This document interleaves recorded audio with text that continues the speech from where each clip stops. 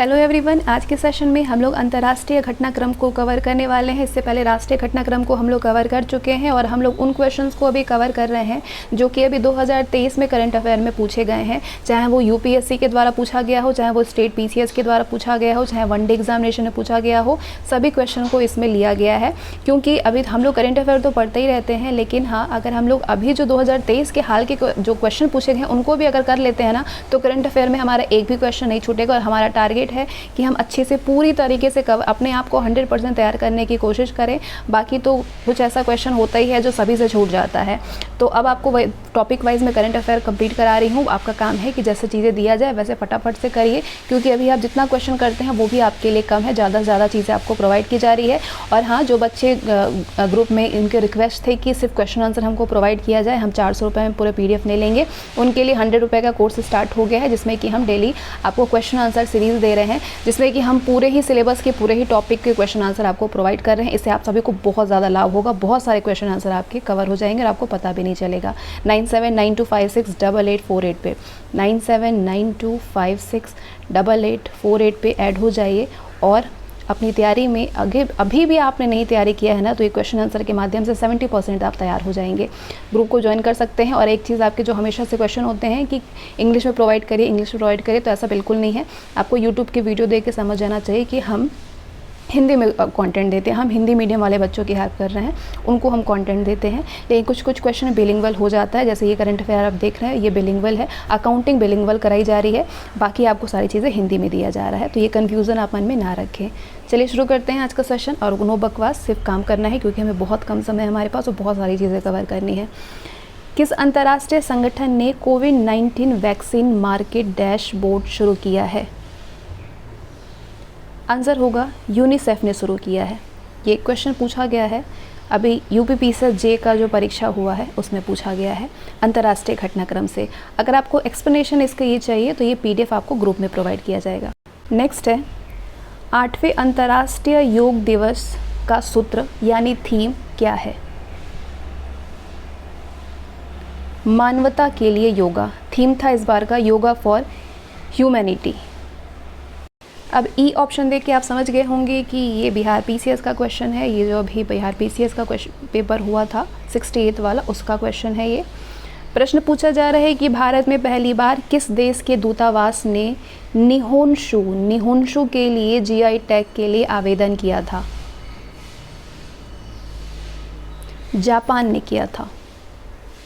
Next, Collins dictionary का word of the year 2022 कौन सा है? परमा क्राइसिस है कोलिंस डिक्शनरी का word of the year word 2022। Next, निम्नलिखित में से कौन सा शहर 2022 में आयोजित वर्ल्ड अर्बन फोरम 11 का मेजबान था? वर्ल्ड अर्बन फोरम 11 का मेजबान कौन सा शहर था? आंसर होगा केटोविश। आप देख सकते हैं प्री के साथ साथ UPSSC के मेंस के भी करंट अफेयर के क्वेश्चन इसमें लिए गए। आप सोच लीजिए कि कौन सा क्वेश्चन आपका बचेगा। चलिए अगला क्वेश्चन है कि जून 2022 में किस संस्थान को अंतर्राष्ट्रीय संगठन के रूप में वर्गीकृत करने को मंजूरी दी गई है? अंतर्राष्ट्रीय संगठन के रूप में ऑप्शन है आपके सामने ये।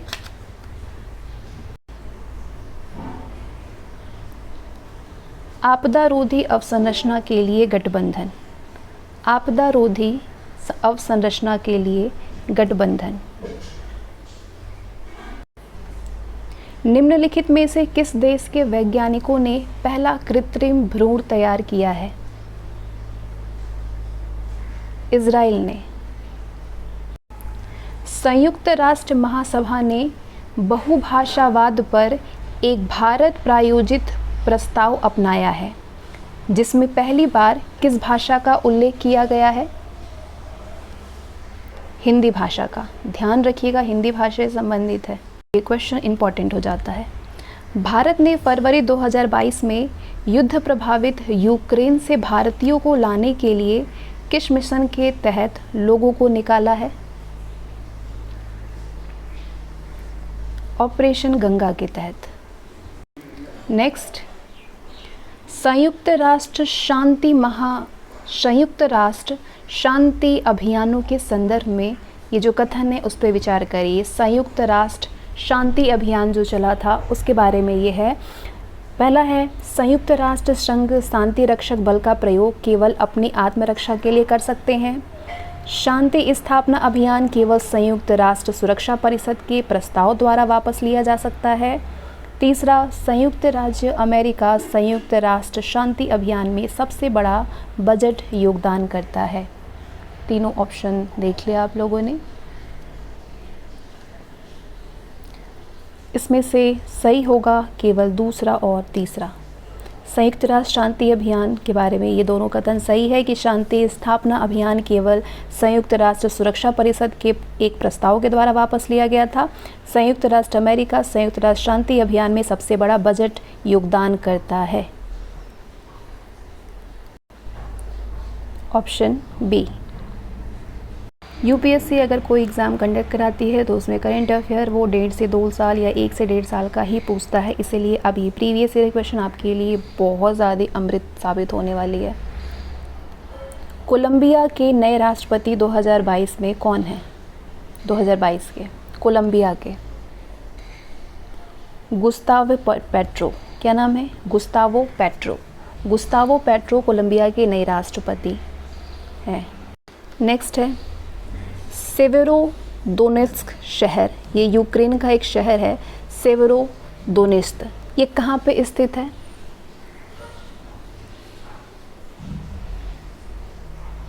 पूर्वीय मोर्चा पे।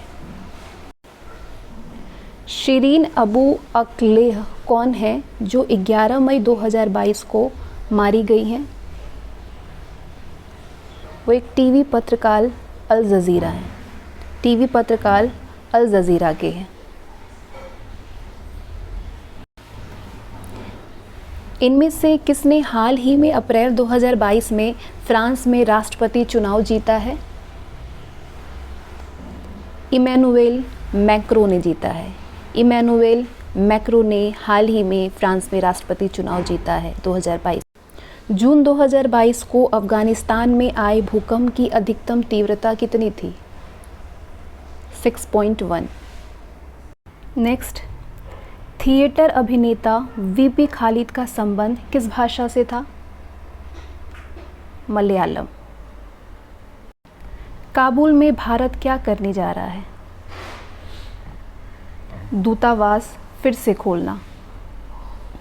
दूतावास फिर से खोलना। भारत जो है अफगानिस्तान की राजधानी काबुल में अपने दूतावास को फिर से खोलने जा रहा है। अपने संकट से उभरने के लिए भारत किस प्रकार का समर्थन दे रहा है? वित्तीय समर्थन। श्रीलंका को, किसको? श्रीलंका को अपने संकट से उभरने के लिए भारत वित्तीय समर्थन यानी फाइनेंशियल सपोर्ट कर रहा है। एरिक्सन के अनुसार 2027 तक भारत में 5G की सदस्यता कितने प्रतिशत होने की उम्मीद है? 5G की सदस्यता कितने प्रतिशत होने की उम्मीद है? 39%।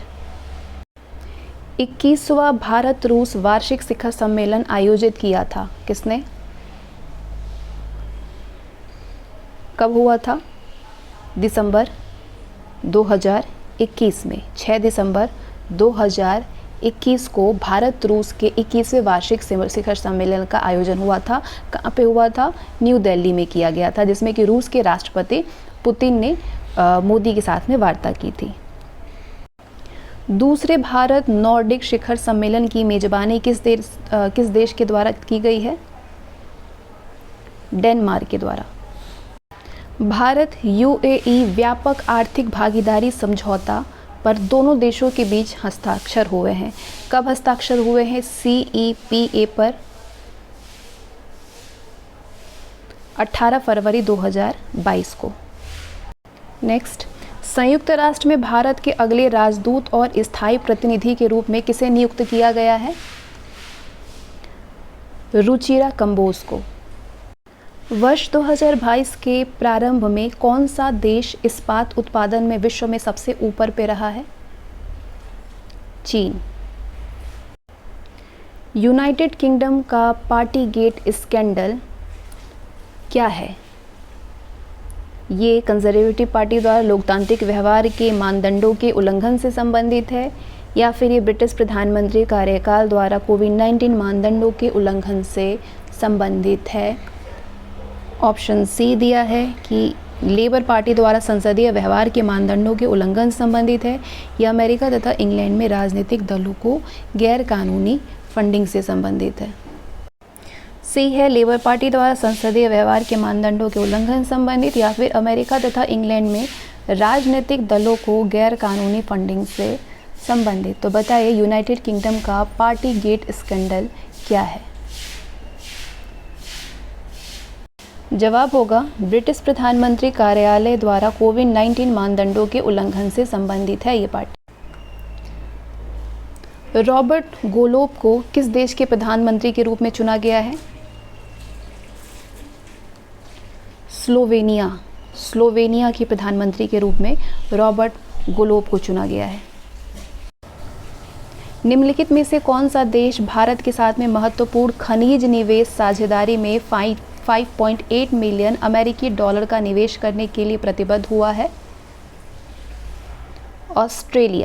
ऑस्ट्रेलिया जो है वो भारत के साथ में खनिज निवेश साझेदारी में 5.8 मिलियन अमेरिकी डॉलर का निवेश करने के लिए प्रतिबद्ध है। किस देश ने मई 2022 में ब्रिक्स विदेश मंत्रियों की बैठक की अध्यक्षता की है? चीन ने। ये है IAS प्री 2022 का क्वेश्चन कि अक्सर समाचारों में सुनाई देने वाला शब्द लीवेंट मोटे तौर पर निम्नलिखित में से किस क्षेत्र से संगत है? लीवेंट पूर्वीय भूमध्य सागरीय तट के पास का क्षेत्र है, लीवेंट, जो कि अक्सर समाचार पत्रों में सुनाई देता है। नेक्स्ट क्वेश्चन है G20 कॉमन फ्रेमवर्क के संदर्भ में ये जो कथन है इस पे विचार करिए। पहला है G20 और उसके साथ पेरिस क्लब द्वारा समर्थित पहल है ये। दूसरा, ये आधारणीय ऋण निम्न आय वाले देशों को सहायता देने की पहल है। ये दोनों ही सही है, पहला और दूसरा, ये दोनों G20 कॉमन फ्रेमवर्क के संदर्भ में है। ये जो 3 कथन है इस पे आपको विचार करनी है। इसके अलावा 2 कथन आपको नीचे भी मिलेगा। पहला है हाल के वर्षों में वियतनाम विश्व में सबसे तेज़ी से बढ़ती हुई अर्थव्यवस्थाओं में एक रहा है।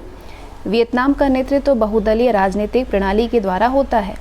वियतनाम का आर्थिक विकास विश्वव्यापी पूर्ति श्रृंखलाओं के साथ इसके एकीकरण और निर्यात पर मुख्य ध्यान देने से जुड़ा है। लंबे समय से वियतनाम की निम्न श्रम लागतों और स्थिर विनिमय दरों ने वैश्विक निर्माताओं को आकर्षित किया है, या फिर हिंद प्रशांत क्षेत्र का सर्वाधिक उत्पादक ई सेवा सेक्टर वियतनाम में है। कौन सा इसमें से सही होगा? तो अगर आप ये जो अभी लास्ट वाला पढ़े हैं कि हिंद प्रशांत क्षेत्र का सर्वाधिक उत्पाद जो है वो ई सेवा सेक्टर वियतनाम में है, ये बिल्कुल सही है। और इसके अलावा ये वाला कि वियतनाम का आर्थिक विकास विश्वव्यापी पूर्ति श्रृंखलाओं के साथ इसके एकीकरण और निर्यात पर मुख्य ध्यान देने से जुड़ा है। तीसरा और पांचवा दोनों ही सही है। इसके अलावा इसमें तो आंसर कुछ और दिया है। पहला, तीसरा और चौथा, तीसरा सही है, इसके अलावा चौथा सही है। लंबे समय से वियतनाम की निम्न श्रम लागतों और स्थिर लंबे समय से वियतनाम की निम्न श्रम लागतों और स्थिर विनिमय दरों ने वैश्विक निर्माताओं को आकर्षित किया है, ये बिल्कुल सही है।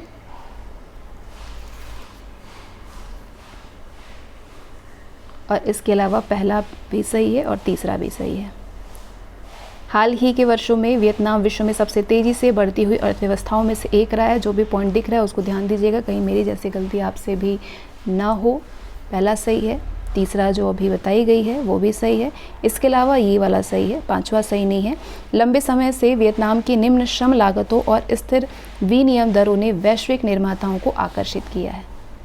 अगला इस तरीके से IAS ने पूछा था, मैच द कॉलम। बताना है कि मैच नहीं करना है आपको, बताना है ऑलरेडी मैच्ड है और इसमें से कौन सा युग्म सही हुआ था ये बतानी थी। देश के बारे में कि हाल ही में समाचारों में होने वाला महत्वपूर्ण कारण है। कंट्री चाड, चीन द्वारा स्थायी सैन्य बेस की स्थापना है। आंसर भी आपको बताते चलते हैं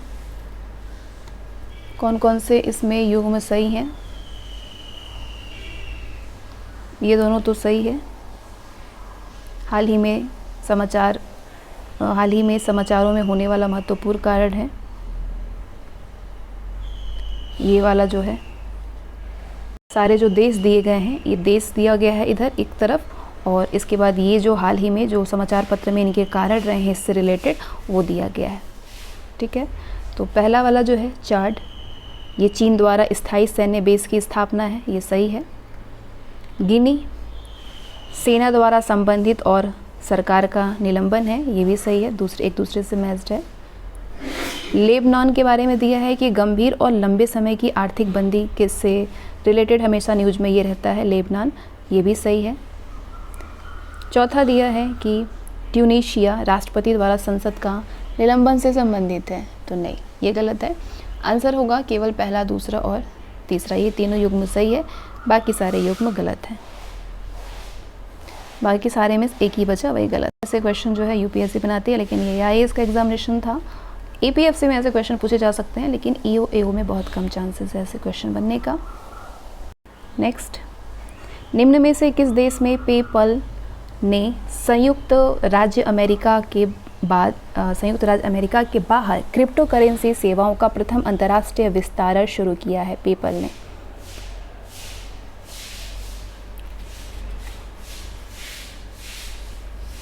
यूनाइटेड किंगडम।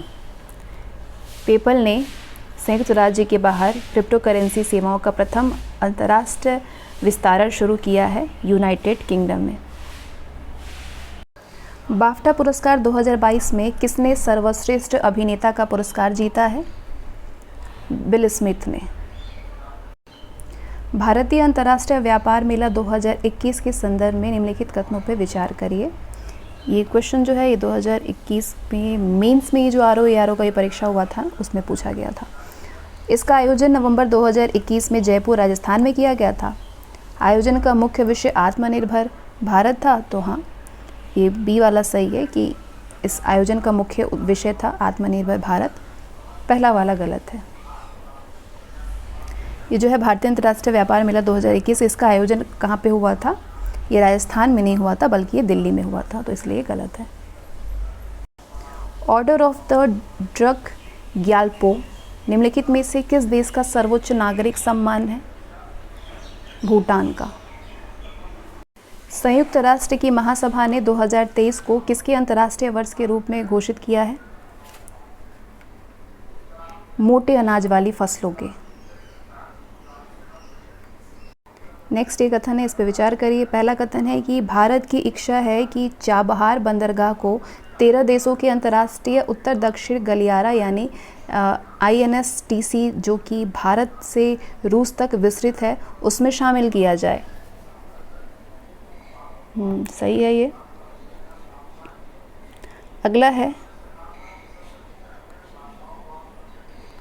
अच्छा, तो ये स्टेटमेंट दिया हुआ है कि भारत की इच्छा है कि चाबहार बंदरगाह को 13 देशों के अंतर्राष्ट्रीय उत्तर यानी INSTC को जो कि भारत से रूस तक की विस्तृत शामिल है।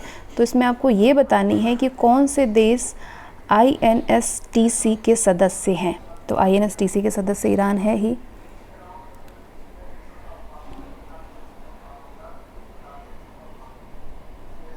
सिर्फ ईरान ही है इसमें, केवल पहला। इसके अलावा ऑप्शन के अलावा मतलब जो सदस्य हैं INSTC में उसमें टोटल 13 सदस्य हैं। भारत है, ईरान है, रूस है, अजरबैजान है, कजाकिस्तान है, अर्मेनिया है, बेलारूस है, तजाकिस्तान है, किर्गिस्तान है, ओमान है, सीरिया है, तुर्की है, यूक्रेन है शामिल। इराक, चीन और मंगोलिया शामिल नहीं है। किस देश में the news media and digital platform mandatory bargaining code है? ऑस्ट्रेलिया में। पेगासस स्पाईवेयर किस देश में विकसित किया गया है? पेगासस स्पाईवेयर इजराइल में। हाल ही में निम्नलिखित में से किस देश के साथ में भारत ने व्यापक आर्थिक भागीदारी करार पर हस्ताक्षर किया है?